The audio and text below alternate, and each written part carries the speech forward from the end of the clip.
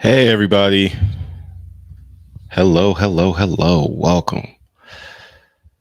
Welcome to Alfonso Speaks. What's going on, everybody?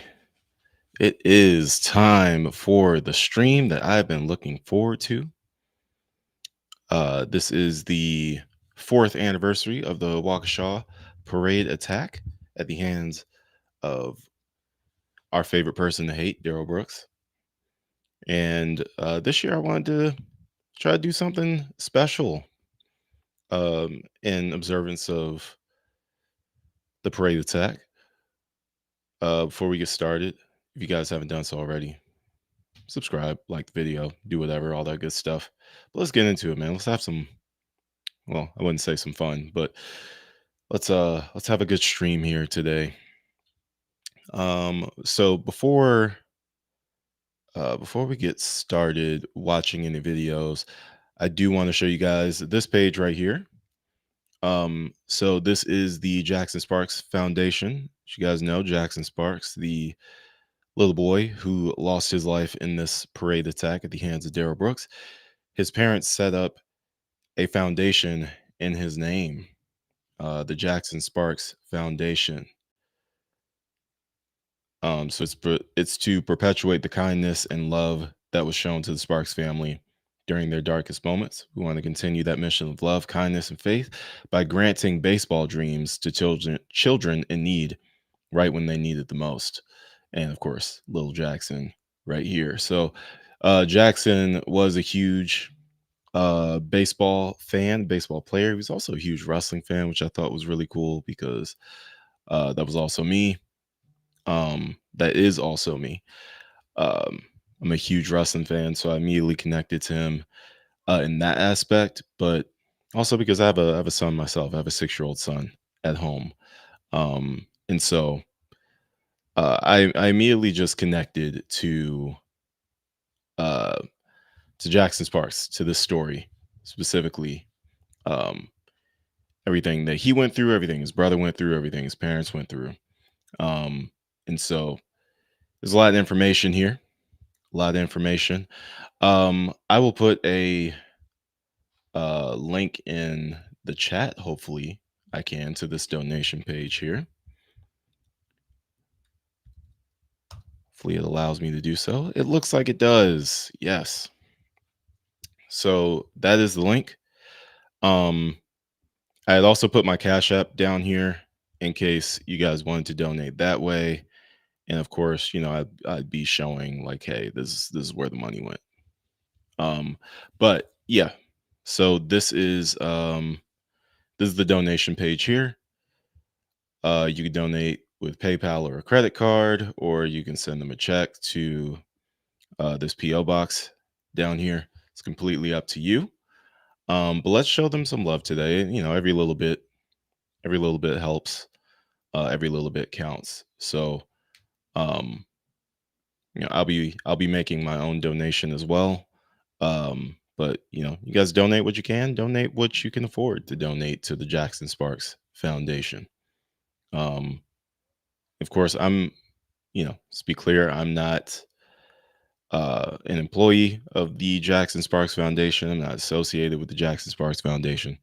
But this is a case, the case of Daryl Brooks and the Waukesha parade attack that really blew my channel up from the beginning. Which we've recently passed 5,000 subscribers. So cheers for that. We have finally amassed 5,000 subscribers. We're going to keep going. We're going to keep building this thing. I do have some pretty cool stuff that's coming. Gotten a lot of comments on this channel about people really enjoying the sound of my voice. And so I got the bright idea that I was going to go ahead and start creating long form sleep videos. So I'll be working on that. But I do want to spend a little bit of time with you guys tonight before I get started on that.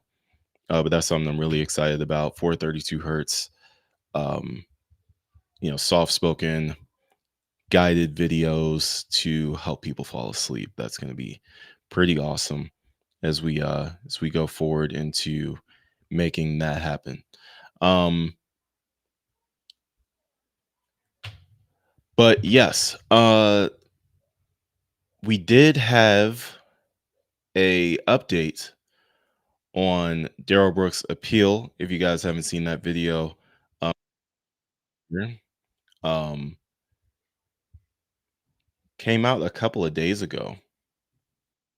The news and um, and on it's all up to perspective.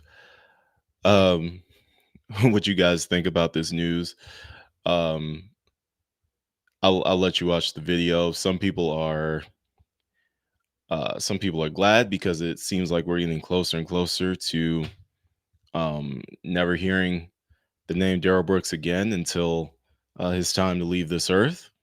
And then there's some who are like, oh man, I'm gonna miss hearing about his misery. So, let's check it out though. Well, Daryl Brooks faces a new challenge in his appeal. The man convicted after killing 6 people and hurting more than 70 others in the 2021 Waukesha Christmas parade attack says he doesn't have all of his files. Waukesha County reporter Brett Lemoyne joining us live with the documents just filed in court that really indicate otherwise here, Brett. Yeah, that's right, Ben and Mary. Late last month, Daryl Brooks filed this handwritten letter to the Court of Appeals. In it, he asked for an 11th extension to be able to file the necessary paperwork for an appeal. In his letter, Brooks told the judge his prison is, quote, on lockdown due to an ongoing drug investigation. Because of that, Brooks says it's been, quote, extremely difficult locating his case file. The court fired back with a deadline of today for Brooks's former attorney Michael Covey to provide proof that he gave Brooks all of his files. The court also asked prosecutors to find out if Brooks' prison is in fact in lockdown. Covey was appointed to Brooks's defense, but withdrew in April after Brooks announced he'll represent himself in the appeal, just like he did during his criminal trial. He's currently serving 6 consecutive life sentences and hundreds more years in prison after a jury found him guilty of more than 70 charges. Now, Covey says he responded to the court in a letter today. He says on May 16th, his office sent Brooks a hard drive with transcripts from Brooks' month-long 2022 trial. Further, Covey confirmed that Brooks's prison did in fact receive all of these documents. Now, generally speaking, we spoke with some attorneys off camera today, and they told us that it is likely that Brooks is running out of time to file this appeal and will likely not be granted further extensions in this case. If he misses his deadline to file an appeal, he could potentially forfeit his right for that. Now, we have not yet heard back from the district attorney's office as to the status of Brooks's out-of-state prison. Of course, this is all coming just days before Waukesha marks 4 years since the attack that killed 6 individuals. There will be a remembrance ceremony here in Waukesha on Friday.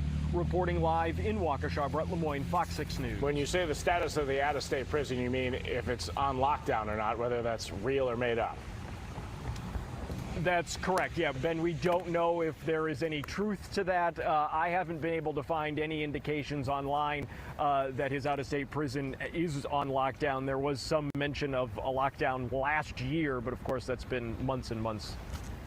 Yeah, convicted killer and well-known liar in the past. So we'll see what comes there. All right, Brett, thanks. So that is the latest out of that case. I'm curious what you guys think is going to happen there. I mean, I think we all kind of know the answer about what's going to happen there. the appeal is not going to go his way. He doesn't have any ground to stand on. Like there's really nothing there that he can lean on whatsoever. It's kind of hopeless. It's a hopeless mission that he's on. Um, but he has nothing better to do, and that's really been my thing with it. I'm like, I'm not surprised that that's what he's doing because he has nothing else better to do, it seems, other than to waste time filing an appeal. I mean, what else is he going to do? Just sit and stare at the wall? So it's one of those things where once it's over, I think we'll all be happy. Um, but I also think it's showing that he's not changing at all, right? Um, I think a lot during his sentencing remarks, he was saying things along the lines of, you know, trying to paint himself as a better person than what he actually is, and trying to paint himself as somebody that's seeking redemption, that really wants to change and beat his quote unquote mental health issues, right? But I think what we're seeing is somebody who has no desire to do any of that. He has no desire um to change whatsoever. He's comfortable continuing to be exactly who he is, and that's evidenced by the fact that he continues to lie. He continues to lie about simple things. Why would you lie that the prison is on lockdown when you know that is obtainable information? It's very obtainable information. So it doesn't really make any sense to lie about something like that, but there he's going to do it anyway because all his life he's used to getting away with that, but that's no longer the case. So we're going to check out some of the lowlights from the trial, as I like to call them, because there are no highlights of this trial. Unfortunately, it's a dark situation. But let's check this out. This is from the day of sentencing. The record should reflect that it's 4:53. Mr. Brooks is back in this courtroom. Mr. Brooks, the only way I will honor that request is if you specifically waive your right to do so. Without that, that's not a convenience for you over there. It's you go over there when you frankly demand removal under Illinois versus Allen. I didn't demand anything. No, your conduct did. So you My can conduct sit. didn't demand anything either. Right, Mr. Brooks, You please keep sit changing- down. You keep changing And I'm the going to continue jurisdiction. with my sentencing remarks. You keep changing the jurisdiction. So I've said in a previous video that at this point, I understand what the optics would have looked like, but at this point, this man has been found guilty of the crimes that he has been accused of. This is now the sentencing remarks. I believe that during the sentencing remarks and during the victim impact statements, I would have had no issue whatsoever if they would have gagged him and handcuffed him to the chair where he just had to sit there and listen. I would have had no issue with that whatsoever. I think allowing him to continue to disrupt the proceedings and go back and forth between the courtroom was just, I think that was a worse look, in my opinion.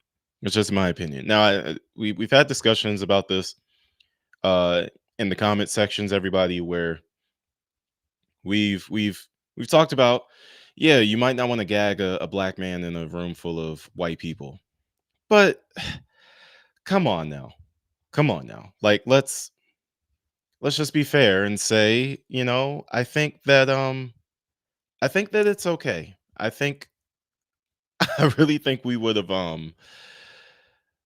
been okay with it. Me as a black man, and not even like I'm not even like one of those like conservative black men. Like I'm I guess left leaning.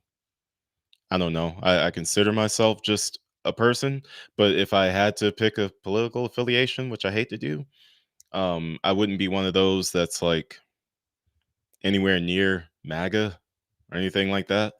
Um, you know, I didn't vote this year because I didn't like the candidates, but if I did, I would have voted for Kamala. Uh, I say all that to say, like, I still would not have cared seeing this man bound and gagged. We have our first super chat donation, by the way. Kimmy, thank you so much for your super chat, $10 in remembrance of Jackson Sparks and all the other victims. Again, any super chat that we get during this stream will be donated to the Jackson Sparks Foundation, which I've showed you guys right here. Now, again, you have options, guys. You've got options. You don't have to send a super chat, and you don't have to use my Cash App below. Okay, but I'm giving you those options in case you don't want to do all this extra stuff to go to the Jackson Sparks Foundation website and, do what you got to do there. However, if you do want to do it that way, I have pinned the Jackson Sparks Foundation donation page to the top of the comment section. So you can always do it from there. I also have the QR code right above me right here. I've got the QR code right here that you can donate as well to the Jackson Sparks Foundation. So if you're watching me on your TV, for example, and you got your phone, you can pull your phone out right now. You can scan that QR code and it'll take you straight to this page that you see right here, the donation page for the Jackson Sparks Foundation. And it will be another way for you to donate. We have another donation here.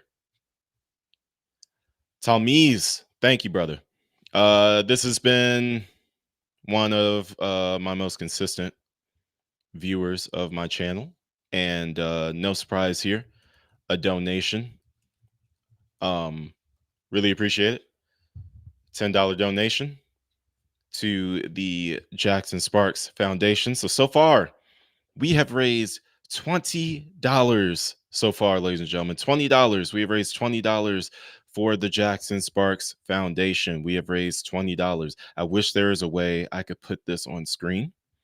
I will try to figure that out as we keep going. If I could put it on screen so we can keep track of how much money we have raised here so far for the Jackson Sparks Foundation, I will do so.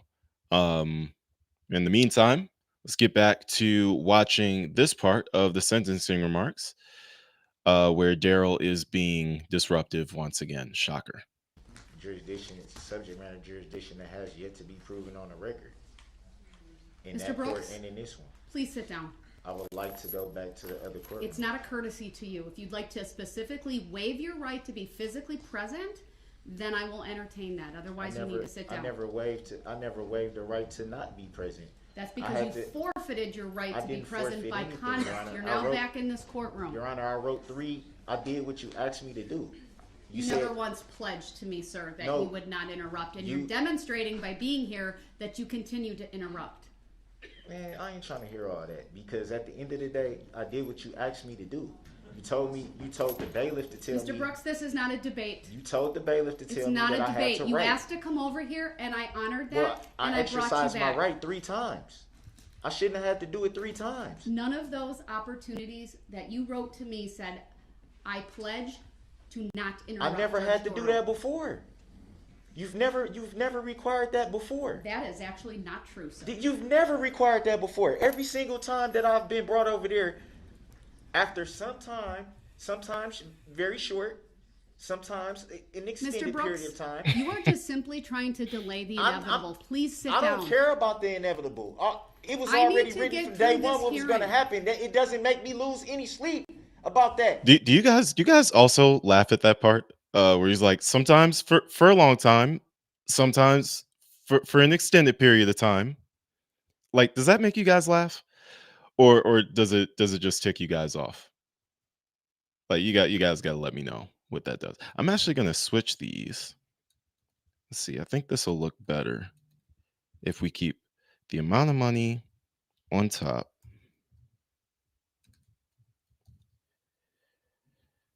Let's see what that looks like. Okay, there we go. Now, I do wish I could move it somewhere else, but this is the best I can do, guys. I'm really trying. I'm trying my best here. I'm trying my best, okay?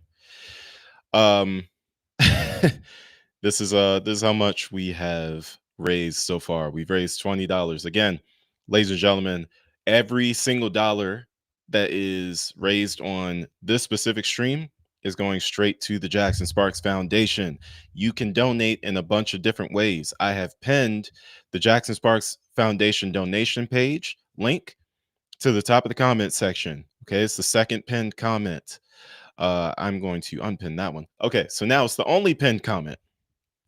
You can go there to donate. You can also scan this QR code above me. You can scan this QR code above me right here, and you can be taken straight to the donation page. If you don't feel like doing any of that, you can send a super chat, or you can go to my Cash App down below, money sign Alfonso McCree Jr., and you could do it that way. Okay, it's completely up to you guys, but every single penny that we raise during this live stream is going straight to the Jackson Sparks Foundation. So donate, donate, donate. We have made $20 here so far. $20 for the Jackson Sparks Foundation. What a beautiful, beautiful thing we are doing here today. Let's keep going with the video. I know I'm okay. I'm okay with everything. Then please sit down. I just want to be treated fairly, which I have not been. Please sit down. And then Your Honor, and then you Mr. always make it seem this is like not a you always debate. make it seem like it's some type of aim, and it's not. Please sit down. We're talking about constitutional rights. You just told me. We're talking about constitutional rights as a sovereign citizen. Again, we've gone over this so many times. It's mind-boggling. Like how many times he contradicts himself. That's when you know you're not really standing on anything. You're just spitting BS out over and over and over again, right? When you can't even consistently say the same things, right? You keep saying things like my constitutional rights, but then saying I'm not under the jurisdiction of the Constitution. You cannot have it both ways. And first of all, you can't even, like, you're an American citizen, you're under the Constitution, period. There is no sovereign citizen stuff. But even if there was, you're being very inconsistent with it, and it doesn't make any sense. Where you told the bailiff to tell me that I had to exercise a right that I should already have. I did that. Not once, not twice, 3 times. And it still wasn't honored. And then I raised this sign. I'm waving this for like 20 minutes, saying I would want to come back. I'm doing this. You're here now. Can I come back? Can I come back? Can I come back? So sit down. It wasn't honored. And then I said, okay, I'll write this, and I'll see if Your Honor can see it on the screen. The objection sign saying, I've exercised my right to be present. If you stop for a minute, may I have the order of the court? I'll explain it, but you have to stop I can explain it. Your Honor, I did what you asked me to do. Actually not. Yes. Let me This is how he used to talk to his mother, guys. I just want that to be very, very clear. That the way that he's acting in that video, it's really just a representation of how he was acting with his mother. That's it. That's it. And,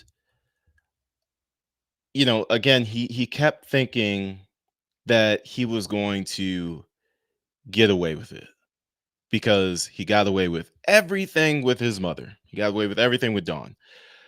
But it doesn't work that way. In the court system, these aren't your parents. They don't love you unconditionally. Like they are there to try you, to see if, you know, you committed a crime that you're being accused of. That's it.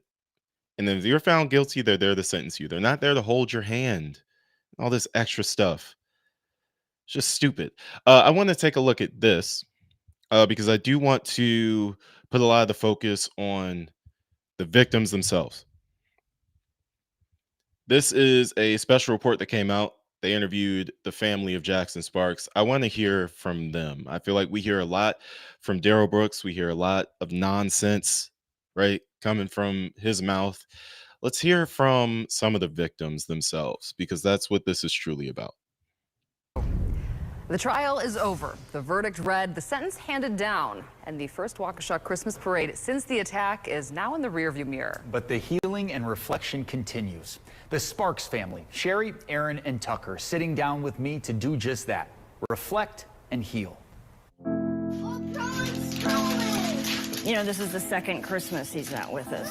Look at that. It's settling in that he's really not coming back. 8-year-old Jackson Sparks lost his life in the attack on the Waukesha Christmas parade in November of 2021. I feel like a lot of people move on and you're still left with that, you know, the healing that you're doing, and however long that'll take. The The damage from losing a child will never fully heal. State of Wisconsin But versus when the man that did it Darrell Brooks. is locked up for life, Signed verdicts. it helps. All right, I will read each one. We're looking for a piece of closure. I think we got closure and peace by the end result.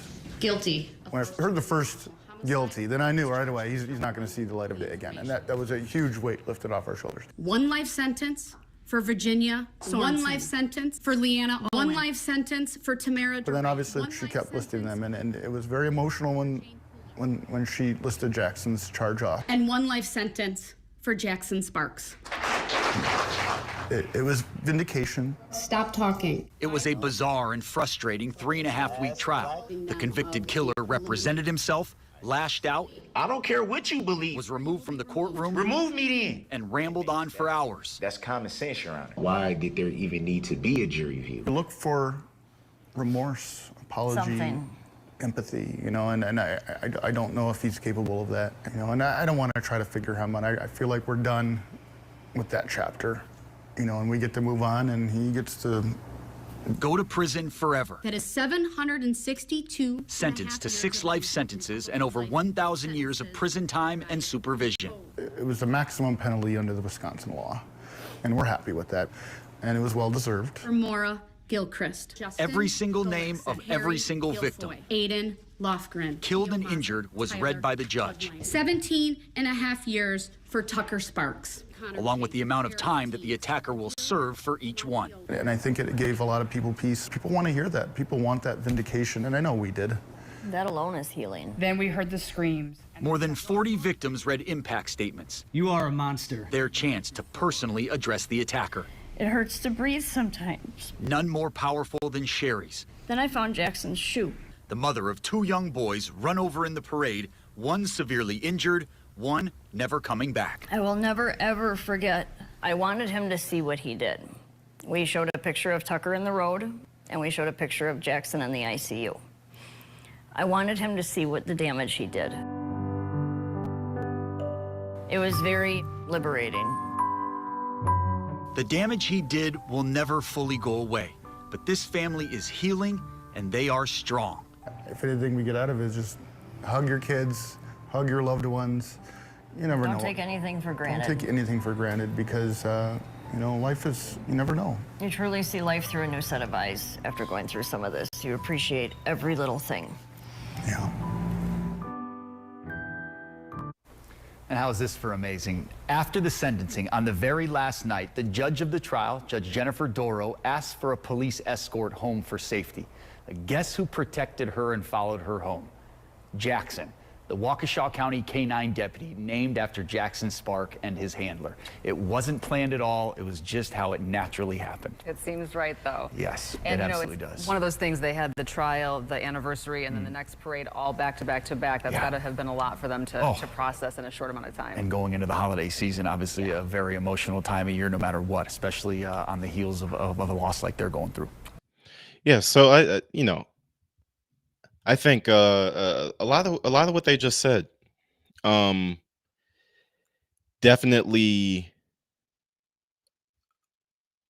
like after seeing this case. And by the way, we are up to $30 now, thanks to Talmiz. Again, another donation. We are now up to $30 raised here for the Jackson Sparks Foundation. $30 raised, baby. Woo! Yes. $30 raised. That's going to buy at least 2 baseball bats. Okay? So we're doing really, really well. Doing really, really well. But I think afterwards,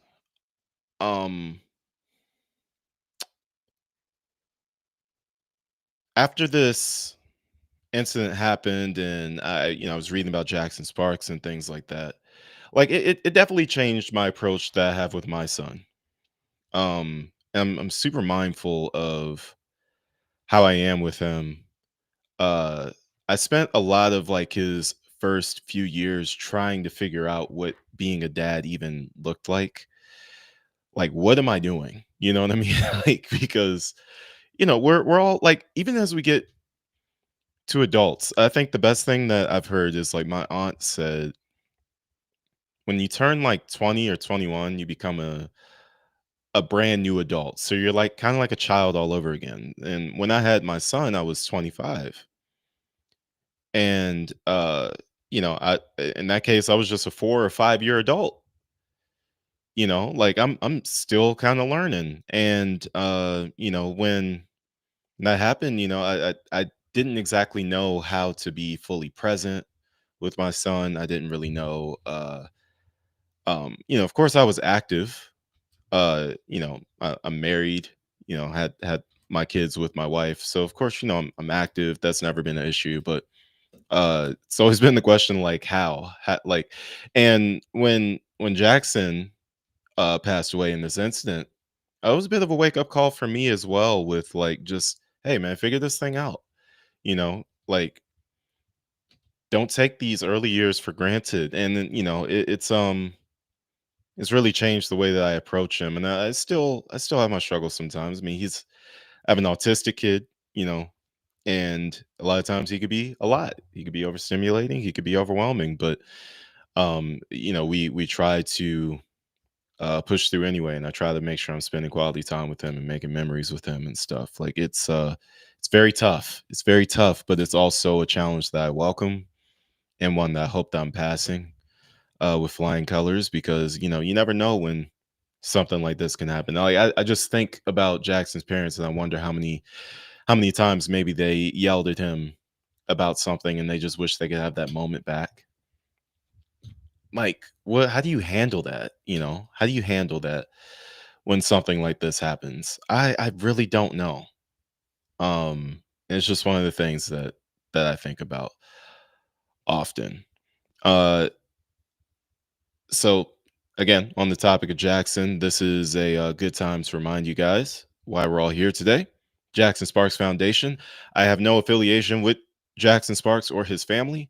It's just a story that I connected to, and it's something special that I'd like to put together for them. So any super chat that comes through, any cash app that comes through tonight to that cash app down below, $ Alfonso McCree Jr. Um, all the proceeds are going to the Jackson Sparks Foundation. Okay. If you do send a cash app for whatever reason, just make sure you guys label it for the Jackson Sparks Foundation so that I know what it's supposed to be for. And I will make sure it gets to the place that it's supposed to be. But that is why we are here today. And we have so far raised $30 so far. We've raised $30 here for the Jackson Sparks Foundation. So let's keep this thing going, guys. Let's keep this thing going. Let's be generous. You don't have to donate a whole lot, guys. Like $2 is fine. Like anything is fine. They are trying to help underprivileged kids live their baseball dreams. And just the slightest donation can do wonders for a kid. You could buy them a glove, you could buy them a baseball bat, you could help them have money towards their cleats, their practice uniforms. Like let's help some kids make their dreams come true in the name of Jackson Sparks. All right. Um Kimmy, I see your comment here. My family was affected by this tragedy. Can you tell me a little bit more in the comment section what happened? And also, would you by any chance be interested in joining me on the stream here tonight to talk a little bit more about the incident? If you're interested, I would love to have you on. I don't think you would even need to be on camera. We could just have your audio if that's something that you're interested in doing. So you let me know. I would love to have an interview where we're actually talking to people who had boots on the ground there in Waukesha around the time of this incident or even on the day of this incident. Let's talk about it, guys. Let's talk about it. Okay. Let's get into some more Daryl Brooks content. I think somebody made a great point where they were talking about let me put the comment on here. Where is it? Yes. I don't know how to say your name, so I'm just going to call you Ayo. Don't forget, not just the deaths, but the injuries some of the survivors had were horrendous and life altering. Absolutely, absolutely, and that's some of the stuff that I want to talk about here today, and some of the stuff I want to shine a light on. Um, we don't really focus on that part a lot when we're doing our content here on the channel, but I do want to focus on that today because again, it's November 21st, 2021. I feel like it's appropriate to focus on the victims here today. So we have a victim impact statement here that I want to take a look at. Mr. Brooks, my name is Jason Peckloff, and I'm with the Catholic Community of Waukesha. I was one of the victims you hit with the SUV you were driving on November 21st. What you did to my Catholic community and to the city of Waukesha show that you had no regard for life. What makes it more disappointing that you have shown no remorse for what you have done. While you're sitting in prison, I want you to reflect what you have done. I want you to reflect that you nearly took my life. I almost lost the chance to see my wife and kids again. I may have never had the chance to love or hug them again. You intentionally harmed my community, whether it was physical or psychological. You stole our innocence that day. Before that tragedy you created, it was a beautiful day we all experienced and never thought an evil thing like this could ever happen at a parade. I am curious with this guy in particular. Is he just nervous, or maybe did the incident cause some type of speech impairment for him? He keeps fumbling over some of his words, like he's making verbal typos. I don't know if you guys know this. I do wonder if that has anything to do with the parade incident, or if that's just the way that he is. My friend, myself, and the Waukesha Catholic community were asking parishioners and their families to participate in this parade. Imagine the guilt we must all bear for the rest of our lives. Because of your actions, I was out of work for about 6 weeks. Then I had to go back part-time because of my sustained injuries. Because of your actions, the multiple lacerations you created leaked out of the bandages and onto my bed comforter and sheets. What an awful visual to have. That is an awful visual to have. Ugh, God. Dang, sorry, bro. It sounds like he should have got stitches. Like, did he get? I don't know. Sometimes stitches like bleed through, right? I don't know. Because of your actions, I could have lost my foot. Thank God my nurse friend was checking on me.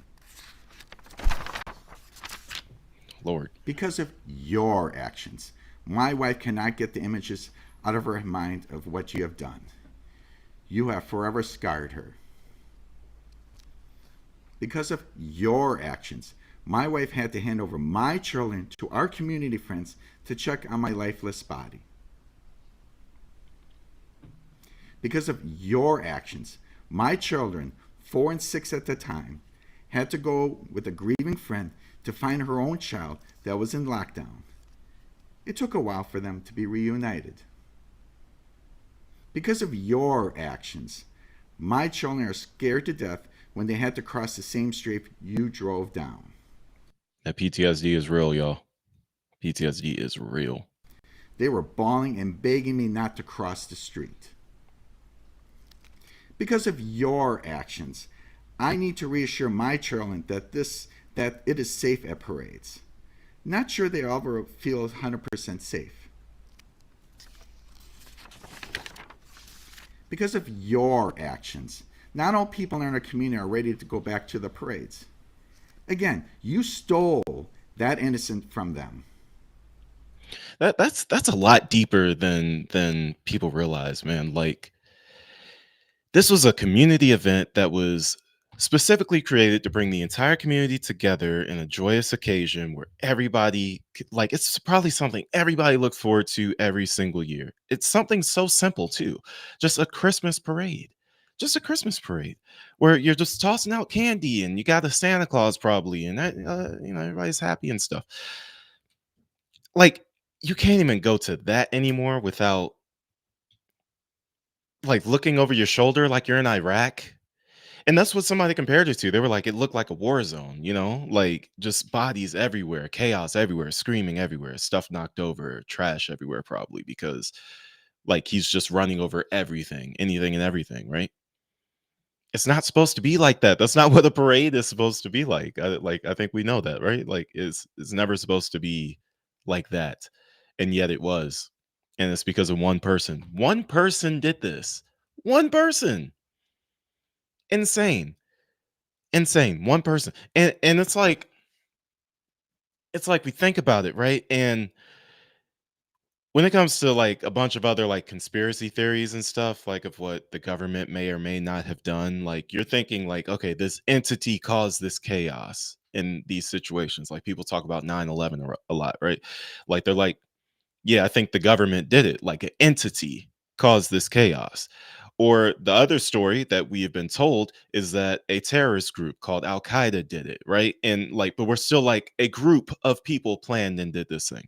Now we're looking at at this incident. We're like, yeah, one man who's just mad and running out of gas decided to wreck an entire Christmas parade, take 6 lives, injure countless others, and just completely ruin this experience for all of us for the rest of our lives. One person, one person did this. No help. Crazy. And what he keeps saying is so accurate. Like he keeps repeating it. And I hope Daryl hears this at night. Because of your actions, because of your actions, because of your actions, because of your actions, because of your actions, because of your actions. And he keeps saying it over and over again, right? And I'm glad that he's saying it because he keeps trying to blame Erica. He keeps trying to blame anybody else that he can blame. He's trying to blame the detectives for the way that they investigated it. You are the only person that caused all of this to happen. You, because of your actions, not because of Erica's actions, not because of Sue Opper's actions, not because of Detective Carpenter's actions, because of your actions. All of this stuff has taken place. One person. Because of your actions, my children are scared of sirens. Because of your actions, they were scared of red SUVs every time they saw one. They cried and hid. Because of your actions, I walked into the entrance of my children's school and felt like a triage unit. I saw children on crutches and a walker. What an awful image to be burned into my memory. Because of your actions, I feel terrible. I could not help my community and the city by testifying during the trial. Your cowardly actions did this. Your actions forced my family to seek out therapy and resolve in their minds what happened. Your actions made us second guess what we did that day. What could we have done differently? During this trial, you show no remorse. It makes you look like a monster. During the trial, you show little regard and respect to the court. It makes you look disrespectful. During the trial, you treated multiple witnesses terribly. You were trying to twist the words of our pastor, who is a man of the cloth. You made a comment to a witness you injured that he was walking fine now. It makes you a callous jerk. Despite what you have done to my community, I forgive you. Forgiveness does not remove the need for justice. Justice must be served and you must go to prison. My prayer is that forgiveness will heal your wounds and the wounds for the city. Thank you. Thank you, sir. I'm not of the I'm not of a religious faith.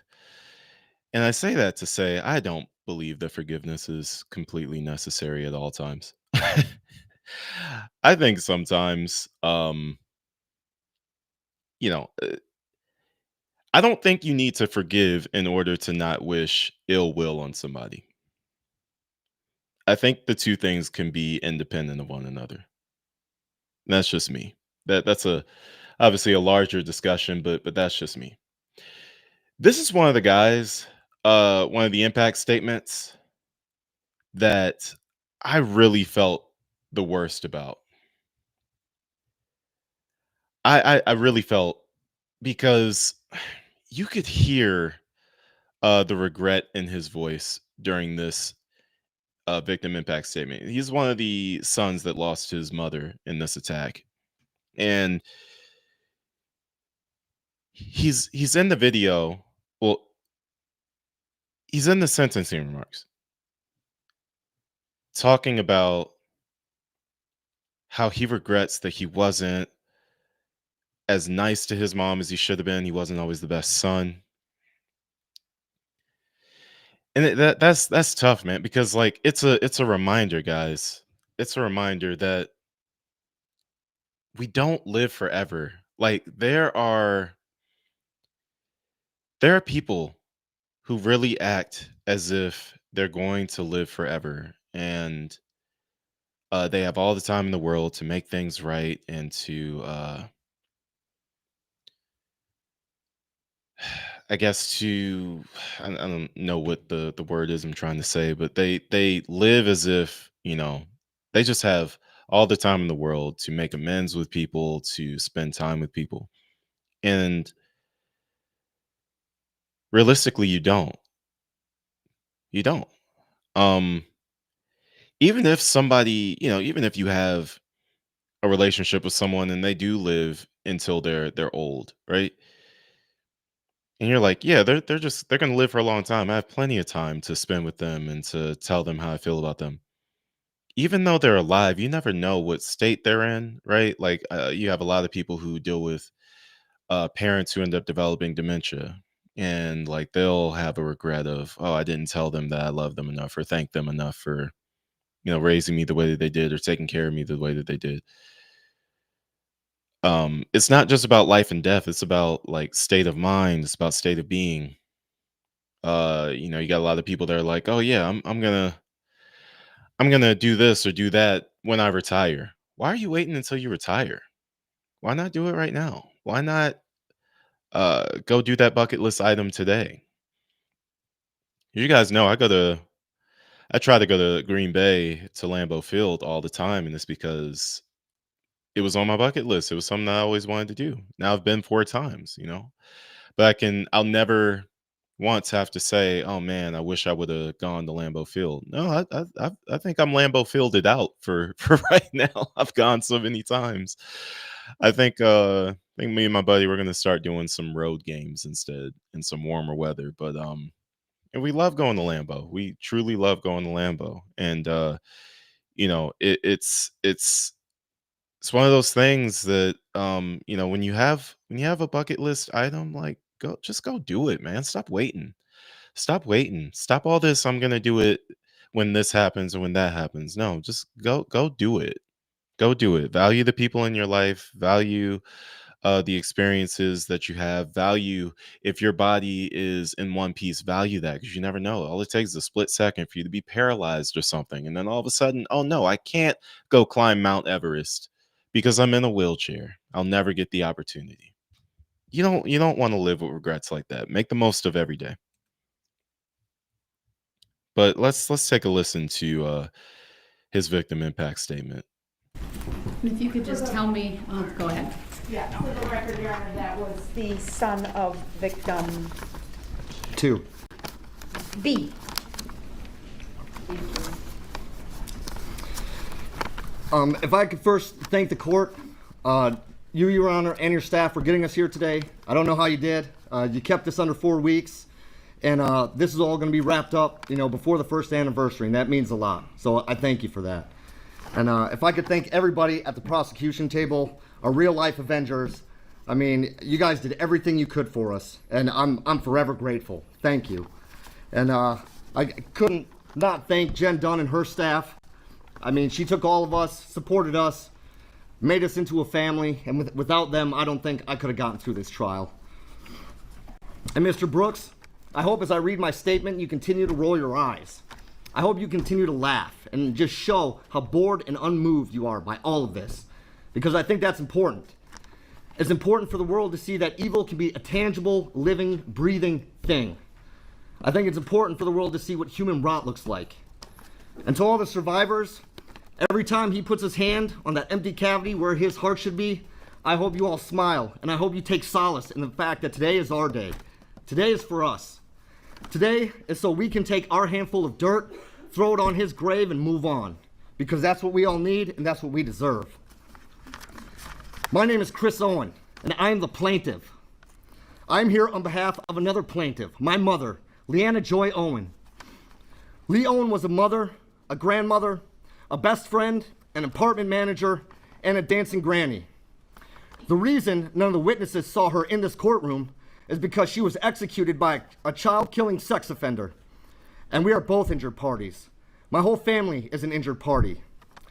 To my kids, Lee Owen was nanny. And Nanny spoiled her grandkids every chance she got. On every birthday, she would call and sing happy birthday to their voicemail so they could hear it the first thing in the morning. She went on a tour of my son's summer camp. She danced in the same parades as my youngest daughter. She wanted my oldest daughter to use her car to learn how to drive so she could teach her like she taught me. And all of that has been ripped away. But the defendant's conscience is clear. To my dad, Lee Owen was the love of his life.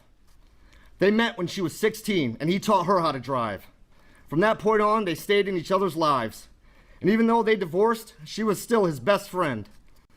They spent a lot of time together, and she was the only one who could get him out of the house. Now my dad has nightmares of her body flying through the air and shattering against concrete. But Mr. Brooks' conscience is clear. To my brother and I, Lee Owen was our mother. A mother who, even when she was struggling, was always there for us. She was supportive of us. She always told us how proud she was of us. Growing up, all my friends and my brother's friends knew they were welcomed at our house. When they were in trouble, having problems at home, or just had to get away, she always let them stay as long as they needed to. And for years, every time I came home from the Marine Corps, she got all those same friends together so I could see everybody and spend time with them. She was the one that made sure everyone got their Christmas list out on time. She made the best eggnog I ever had. And she made my grandma's mac and cheese whenever we were together. She recently renewed her passport so she could visit my wife and I in Turkey and travel the world with us. She also couldn't wait to visit Machu Picchu with my brother. It was her dream trip. Out of all the places in the world, that was the one place she had to visit before she died. And now the best we can do is lay her ashes there. But Darrell Brooks' conscience is clear. And I believe him. Out of everything he said in this courtroom, I believe that is the one truth he told. I mean, how else could he make a witness look at each of his battered friends that he ran over and ask, how do you know who this is? Throughout her life, Lee Owen was a hardworking woman. That's why when she found herself on hard times, she was able to overcome them. Even though it took years, she dug herself out of a deep financial hole so she could live the life she wanted, the life she deserved. And she was in the middle of doing just that on the evening of November 21st, 2021. And I know this is corny and cliche to say, but Lee Owen wasn't 71 years old. She was 71 years young. She was one of the most active people I knew. She just didn't have it in her to sit still. She always had to be moving or doing something, and this often involved people. She was very social and loved being around those she cared about, and people loved her back. She had a knack for making you feel good about yourself without even trying, because she always found the good in people. Even when it was to her detriment, it never dissuaded her from helping people any way she could, without judgment, without demand for repayment or feeling she was owed anything. She did it because she knew it was the right thing to do, and it made her feel good. She accepted people for who they were and made people feel good about themselves. That is what the world lost, and you have the audacity to tell this court that your conscience is clear. I'm sorry, Mr. Brooks. There's not a human with a soul on this planet who could snuff that light out, who could steal Lee Owen from this world and have a clear conscience. And that is why you hear the term monster. That is why you hear the term demon. You know, I saw you that day. It was just after you ran over the Catholics. I saw you hanging out of the window, looking back with a smile of satisfaction on your face, laughing at an inside joke that at the time I didn't get, the punchline escaping me. I didn't get it when my mom didn't respond to my texts. I didn't get it when she didn't answer my phone calls. I didn't get it the first couple hours my brother spent looking for her. I didn't get it until my wife sent me a video of you running over children in the parade. That's when I got the punchline. And it hit me like your red SUV, Mr. Brooks. I saw a pure, unrepentant evil in your face that day, and it disgusts me that you are allowed to exist. And I know the answer to the question that everyone keeps asking. I know why you did this. You did this simply because you were not in a cage. That is what I find mind-boggling. And how dare anyone say the system failed him? The system failed every one of us whose only mistake was to bring their families in the vicinity of Mr. Brooks. That poor excuse for a man should not have been on the streets. That is the failure, period. But enough about him, because today is not about him. It's about us and what we lost. I lost my mom, Lee Owen, and I wasn't always a good son. I could be selfish sometimes. I could be mean. But no matter how angry or standoffish I got, she would bend over backwards for me, even when I didn't deserve it. And now I can never tell her I'm sorry. I can never tell her I should have been more grateful. I can never tell her how much I need her in my life. Yeah, shake your head. Shake your head. You know, because that is what you took from me. And there's nothing this court can do that would provide justice in my eyes. So all I ask is that you rot, and you rot slow.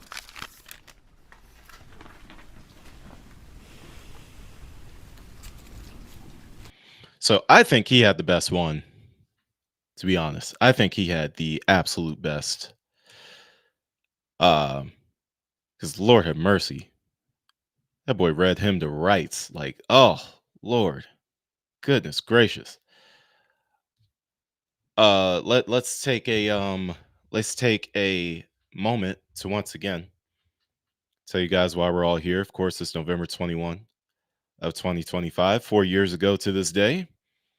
Around this time, actually, Darrell Brooks was running over the Waukesha Christmas parade.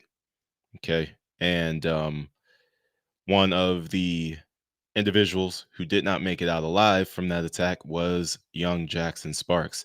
And his parents set up a nonprofit in his name. And this nonprofit's mission is to help kids who need the financial assistance to achieve their baseball dreams.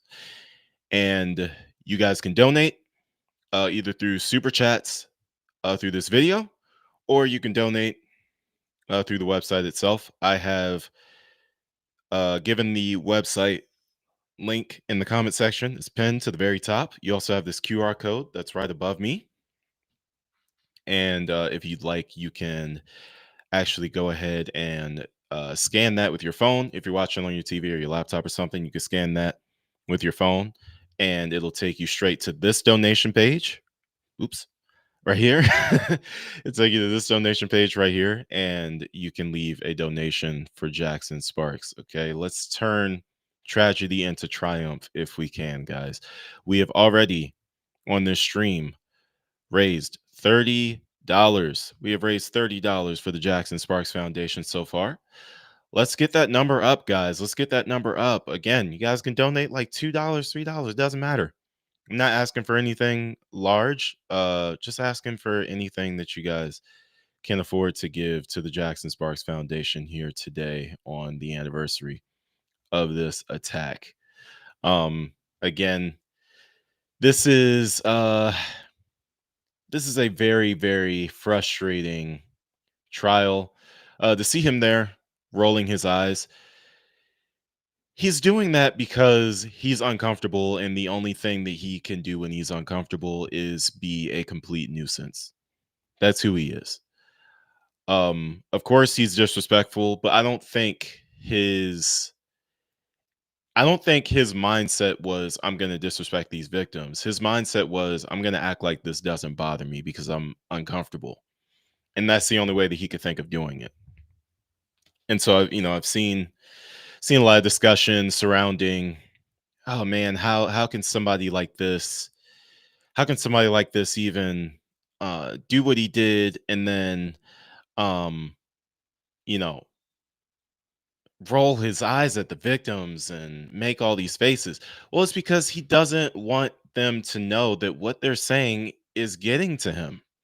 He's uncomfortable with that. He's uncomfortable with showing any type of perceived weakness to these people, to this group of people. And you got to think there's dozens of people in this courtroom, and a bunch of them are making victim impact statements, and they're saying things to him that are really striking deep, but he doesn't want them to know that, because then that shows vulnerability and he feels like he loses power in this situation. You have to understand, this is a sign of a weak man. That's all it is. It's a sign of a weak man.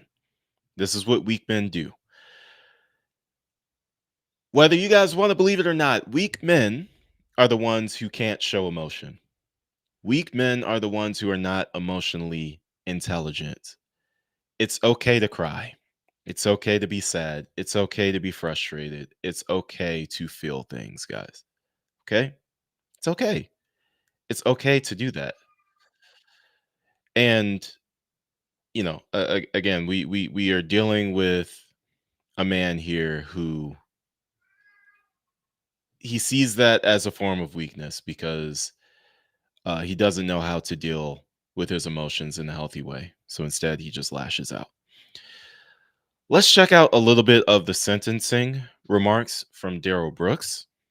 As you guys know, he talked for 2 hours. We are not watching 2 hours of Darrell Brooks' sentencing remarks, okay? But let's check this out a little bit. Mr. Brooks, I'll turn it over to you then. This is your opportunity to address the court. What, if anything, would you like to say, sir? I do have a lot to say. The only time he will show emotion is when he feels like it is going to lend itself to him being able to garner sympathy. Again, as I've stated multiple times throughout the course of us diving into Darrell Brooks' content, Darrell Brooks, all he does is try to emotionally manipulate. The only time you'll see him crying is when he's trying to get himself out of something. It's the only time you'll see him crying.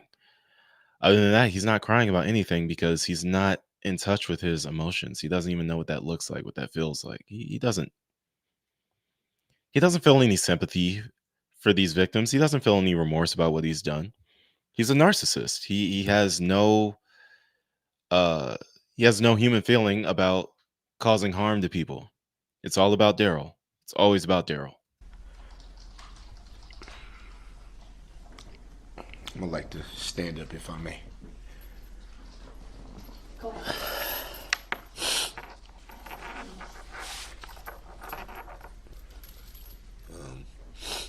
Even him asking if he can stand up. Oh, I'd like to stand up if I may. I'm sorry. I don't remember you asking if you could stand up during the rest of the trial when you were going back and forth with Judge Duro. I don't remember you asking then. I don't remember you asking if you could stand up when you were having your rage episodes in the court, right? But now I'm Mr. Polite. I'm Mr. Your Honor, if I may, if it pleases the court. Come on, bro. It's emotional. I apologize for taking so long.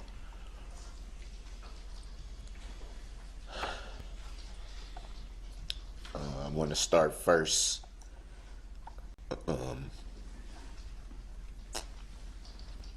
by giving glory to to God.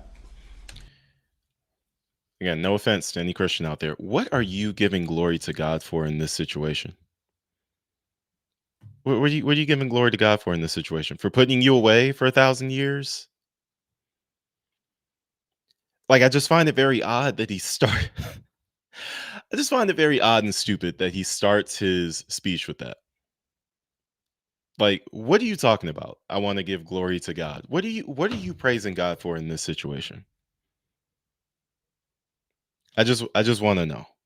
And then he goes into, the Bible verses and all of that stuff. Like, I just, you're not living by anything that you're talking about. Nothing. It's very confusing to me, guys. I believe in Jesus Christ wholeheartedly. No, you don't. I believe that Jesus Christ You may believe that he exists, but you don't believe in his teachings. is the Son of God.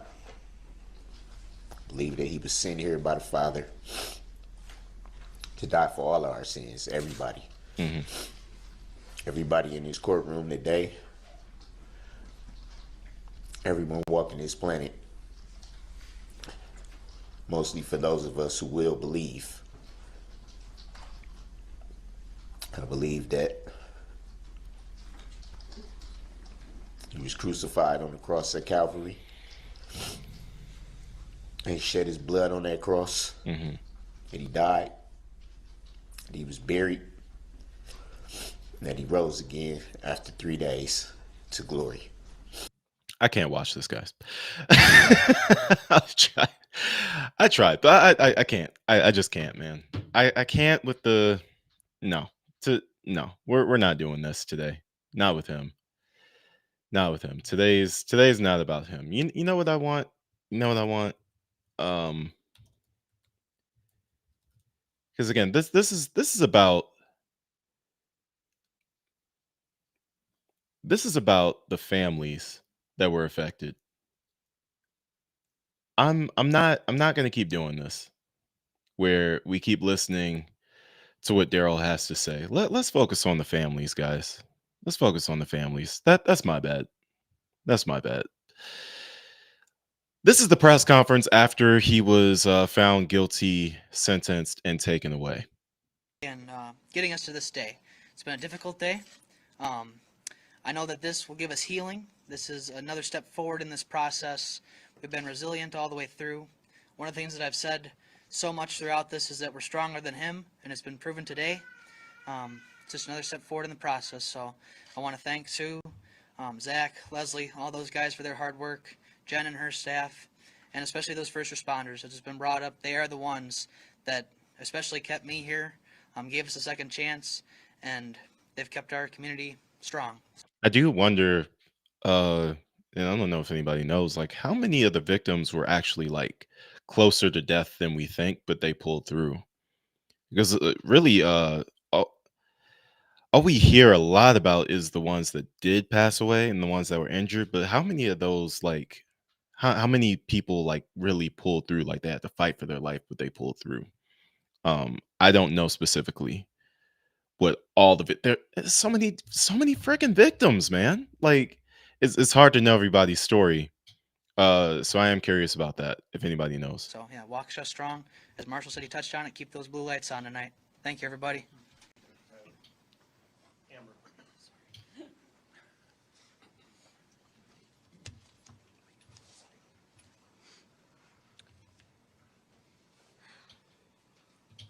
Just want to say that I'm very happy with the verdicts and that, justice has been served today.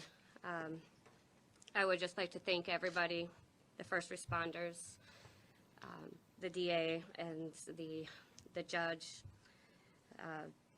all the law enforcement, everybody who was involved, especially those who were very much involved with my family. Poor Leslie Basie, man. She was trying so hard to keep it together during so many points of the, like you could just tell she's an emotional person.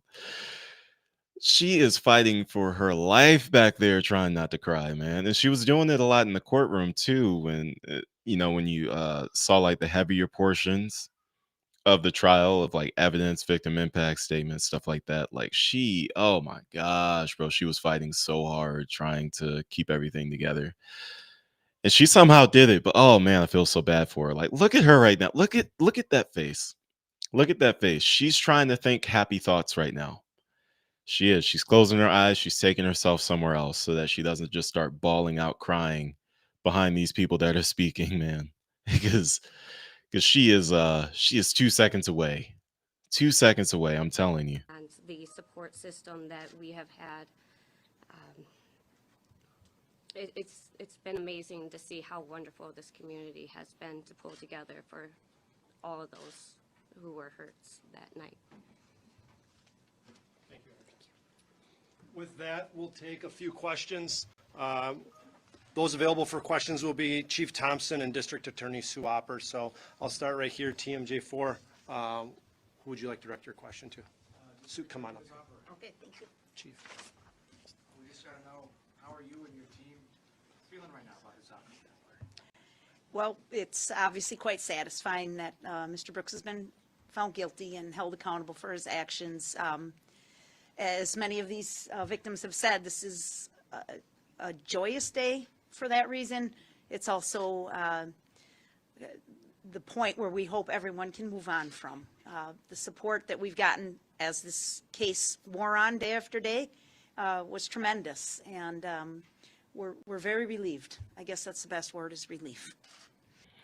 I kind of feel like the worst part, obviously, besides the first, initial few weeks and stuff after the incident, I would have to think the worst part is actually right here after the trial. Because when the incident happens, just imagine the incident happens, you lose a loved one in this attack, right? And then really the next thing that you're looking forward to, after you've had to bury your family member and all of that stuff, the thing you're really looking forward to is the trial, putting this person away, the person who did it. But then what happens is after you put them away, you kind of realize like, oh man, okay, well that's it, that's over. But I don't really feel any better, you know? Like where do you really go from there, you know? Like because nothing's going to bring that family member back, you know? Like you're you're just kind of there and you have to go back to dealing with that loss and that void. Think about Jackson Sparks' parents. Darrell Brooks is found guilty. The man who killed your son is going to rot in prison for the rest of his life, but your son's still not coming back. And now, you have to think. So for some of these victims, because they're going to be drawn together by tragedy, so they're going to develop like friendships, and some even become as close as family. But this tight knit group that exists right here, it's not really going to be the same after. And so like they've like really bonded together over this year where they become a tight knit group in the face of tragedy because they're all connected by tragedy. It's kind of similar to when people fall in love because they lose the same person or whatever. You'll see a lot of instances of people think it's weird, and I know I'm getting a little bit off topic, but some people think it's weird. You'll have like um a married couple, one of them dies and then the other person marries like the person's best friend, and it happens because they're like drawn together by like the tragedy and stuff. In this case, it's like, okay, we're drawn together by the tragedy, but like now the trial's over. Like, are we really going to stay as connected? Because we were probably always talking about Daryl and, hoping he faces justice and all that stuff. But after some time passes by, you guys are going to start drifting apart a little bit. And you got to think, like, some of them are probably, it's only been 4 years. That's not a long time. I lost my uncle 4 years ago, and I was looking back and I was like, dog, what the heck? Like, it's only been 4 years. But man, it's been 4 years since that happened, but it's only been 4 years. I don't know. I don't know, guys. I'm starting to ramble, but here we go. Hillary? I saw you get a tear in your eye when they were talking about Virginia's ashes. You spoke about what this meant to you and the victims. How do you begin to describe what it was like going up against Brooks as defending him, representing himself? Did that change your strategy? How did you get through all that? Yeah. I mean, legally it changed our strategy certainly because if there's an appeal, he can make a mistake in the courtroom and get a new trial, and we have to pay the price for that, we the state and we the victims. So it changed our strategy in that we had to make sure, and Judge Doro did as well, the record was very thorough, very complete, and we didn't miss anything.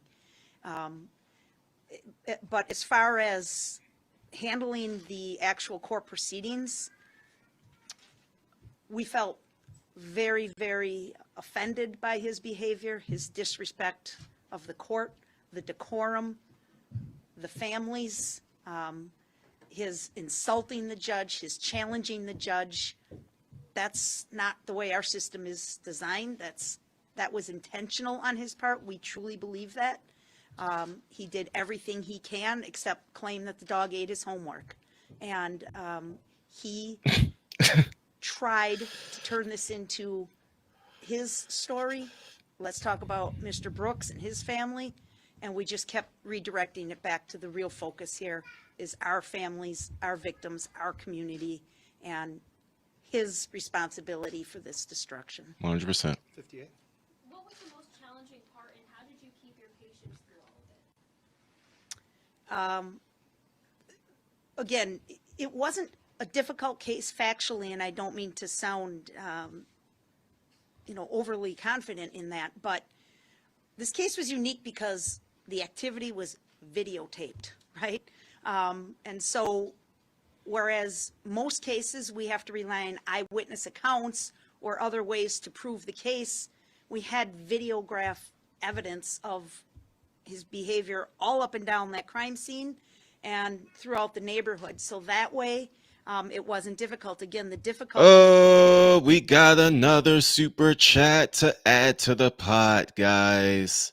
Yes, we are up to $35 raised for the Jackson Sparks Foundation. $35 raised for the Jackson Sparks Foundation. Thank you to everybody who's donated so far to the Jackson Sparks Foundation. All proceeds are going to the Jackson Sparks Foundation. If you want to go directly to the Jackson Sparks Foundation website and donate yourself, you can follow that QR code above me, or you can go to the pinned comment that I have in the chat section. That is the link to the donation page for the Jackson Sparks Foundation. Make sure you guys take advantage of that, and make sure you guys leave them a donation of any size, guys. It doesn't have to be anything big. You could literally leave them $5, just like Flimdog just did. Okay? Just anything to maybe help this day become a little bit easier for the Sparks family. We want to do that, okay? So again, $35 raised so far. Let's go. And the challenges we faced was what nonsense was going to come out of his mouth next. And we were anticipating much of what would come next and being ready legally with case law and legal authority to be able to respond to that. So I think that was the hardest thing. The investigation was so thorough, so well done that we knew the facts were solid. It was just making sure the record and the presentation was done legally accurate. We'll do Fox Local. So what went into your decision to perhaps minimize the number of direct witnesses that went up on that stand? And I wonder, did you expect any of these antics if that went into your decision? Yes, it did. So obviously, we didn't know until very late that he'd be representing himself. But we, as a team, set out from day one, and this was months and months ago when he still had attorneys. We vowed we would not put children on the stand. Absolutely. It wasn't necessary. Again, there were plenty of other ways to tell this story without asking a child to testify in a courtroom and relive this very, very extreme tragic situation. So that I think the only reason Daryl didn't call any children to the stand is because he really had no idea who the victims were. I think if he could have, he would have called a child to the stand, but he didn't even have the awareness of knowing who was on the victim list and the witness list in order to know who to call to the stand. Because I guarantee you, he would have called a child, but all he really cared about was calling Erica and then just calling whoever else the state did not call. We know that. was a commitment we made as a team months ago, and we stuck by that. Certainly, as we learned his antics, we reevaluated, and we would discuss it every night as a team: is who are we going to use tomorrow, and do we really need this person? Because we were so, again, not personally offended, but professionally offended that he would insult the process and insult the victims, accuse them of financial gain for their testimony, things like that. It was just so offensive that we definitely were conscious of that in our decision making, and how can we minimize this for the best of everyone, but still provide a compelling story. So yes, it did definitely play a factor. Court TV. There were so many victims' families inside the courtroom every day, sitting behind you. How much did that motivate you and your team, and how you present your evidence and your closing argument?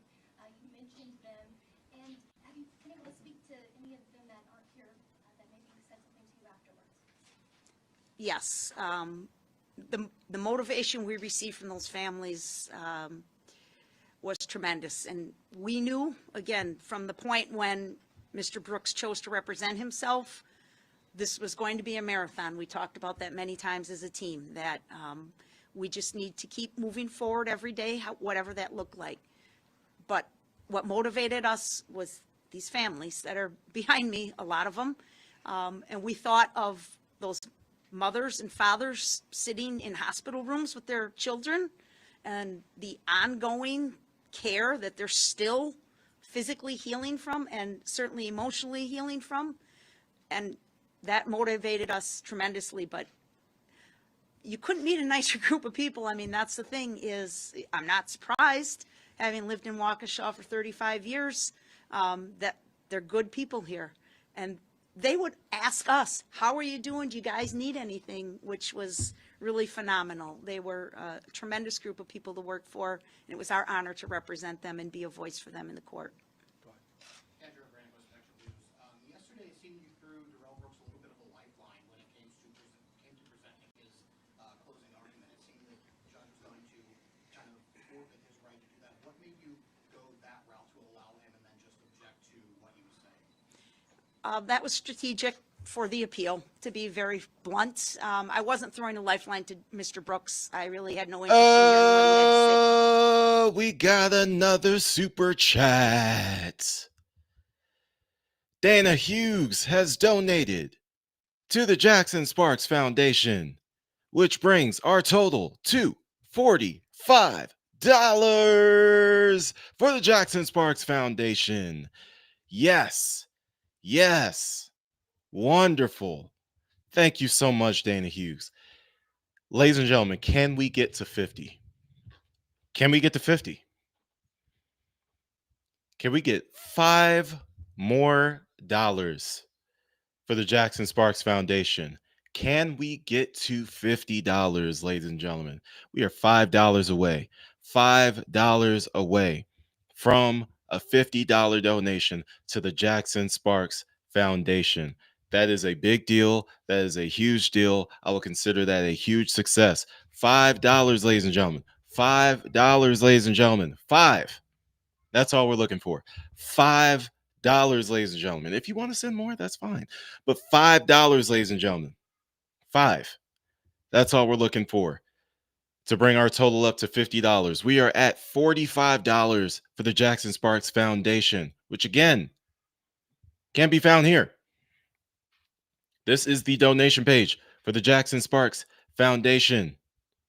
Okay? Jackson Sparks, you guys know who he is.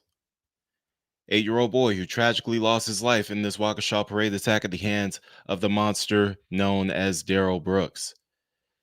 But we're turning tragedy into triumph here on Alfonso Speaks, and we are trying to make this into a positive experience. And that's exactly what his parents have done as well. And we want to support that, guys. We want to support that. Let's take a look at Jackson, some of his photos. Okay. A young lad gone too soon, way too soon. Okay. But they have an awesome mission here at the Jackson Sparks Foundation. Okay.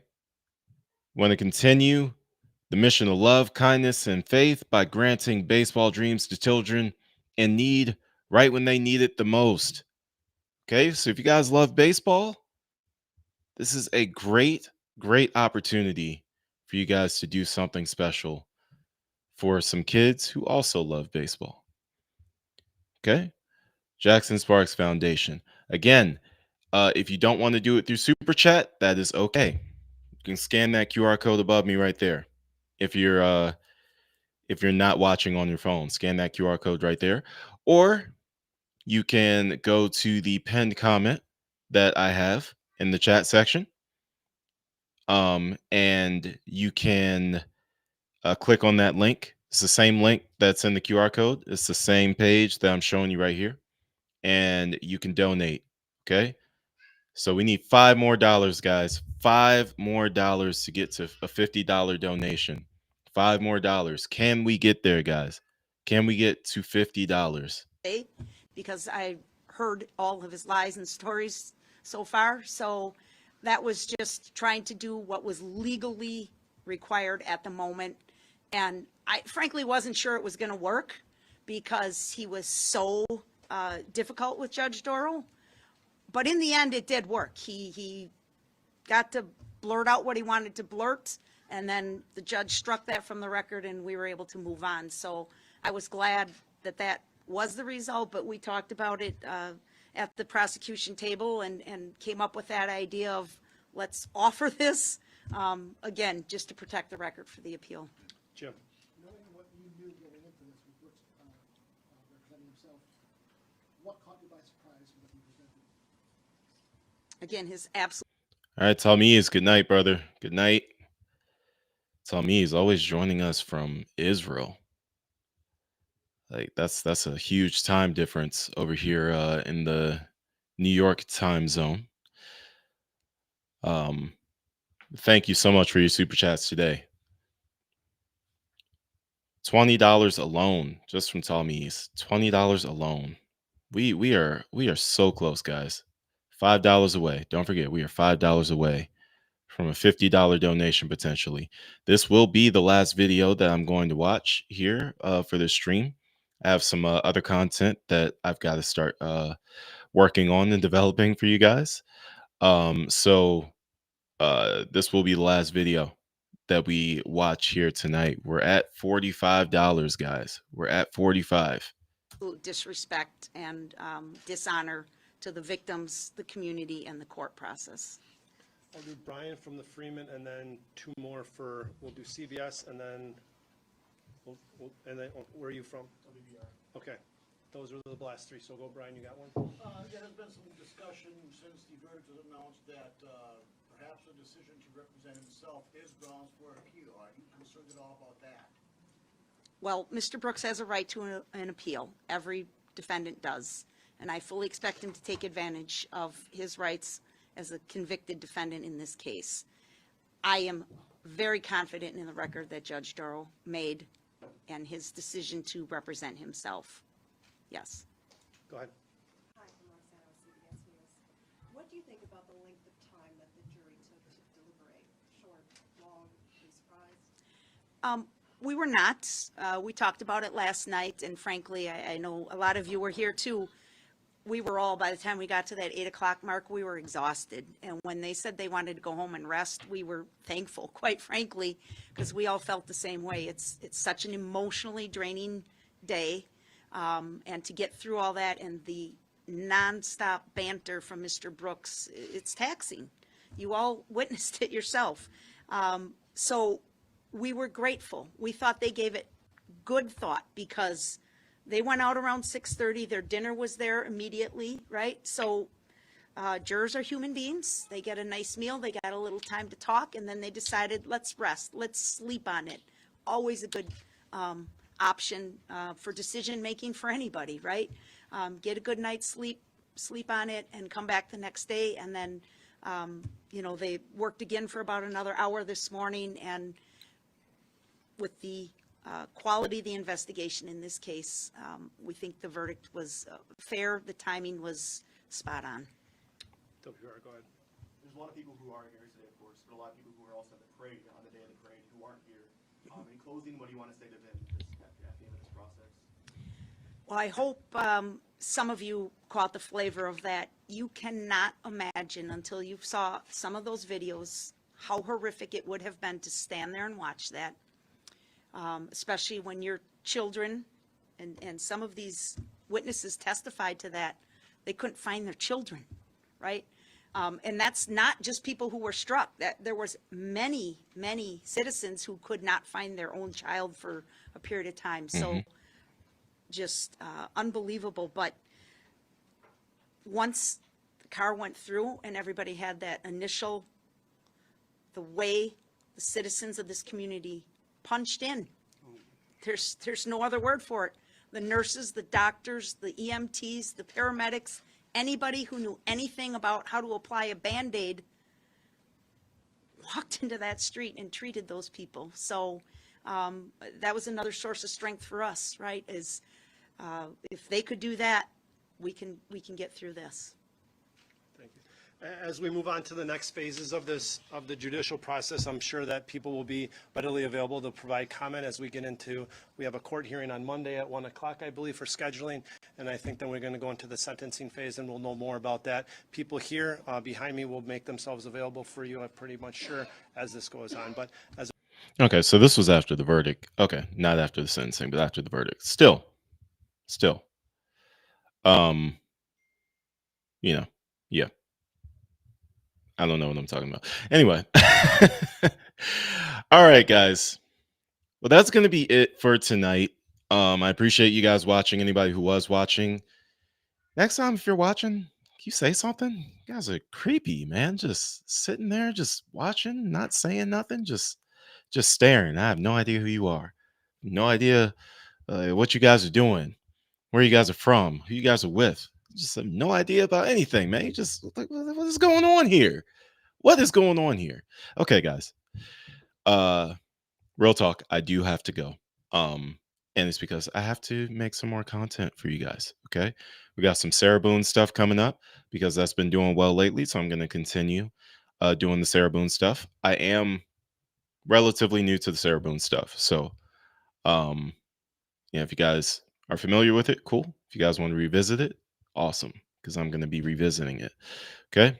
But that'll be it for me today, guys. Thank you guys so much for watching. I love you guys. Thank you so much for raising this money for Jackson Sparks. And we are going to make sure that it gets donated. And when I do make that donation, I will post proof of that in my community posts. Okay. So you guys take it easy, stay safe, stay blessed. Deuces.